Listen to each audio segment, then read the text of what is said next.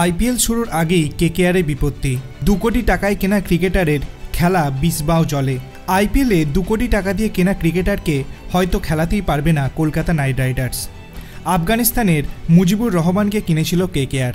সুনীল নারিনের বিকল্প হিসাবে ভাবা হচ্ছিল মুজিবকে, কিন্তু আফগান ক্রিকেট বোর্ড তাকে আইপিএল খেলার ছাড়পত্র দেয়নি।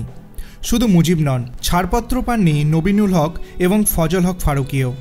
আগামী 2 বছরের জন্য তাদের ছাড়পত্র দেওয়া হবে না বলে জানিয়ে দেওয়া হয়েছে।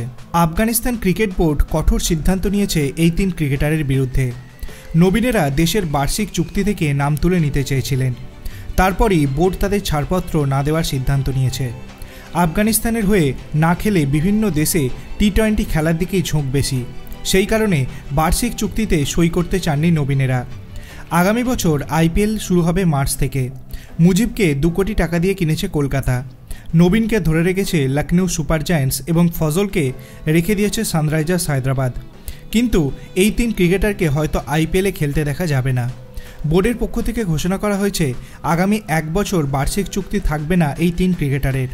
অন্য কোনো প্রতিযোগিতায় খেলার আগে ছাড়পত্র দেওয়ার ক্ষেত্রে বোর্ড সিদ্ধান্ত নেবে।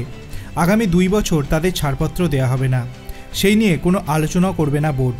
যে ছাড়পত্র দেওয়া হয়েছে সেটাও বাতিল করে দেওয়া হলো। মুজিবদের প্রায় সব ধরনের ক্রিকেট খেলাই বন্ধ করে দিয়েছে আফগান ক্রিকেট বোর্ড, ফলে আইপিএলে আপাতত তাদের পাওয়ার সম্ভাবনা নেই। আপনাদের কি মনে হয়, ক্রিকেটারদের নিজেদের দেশের দলের সঙ্গে যুক্ত রাখতে বোর্ডের তরফ থেকে এরকম সিদ্ধান্ত কি সত্যি জাতীয় ক্রিকেটের জন্য ভালো?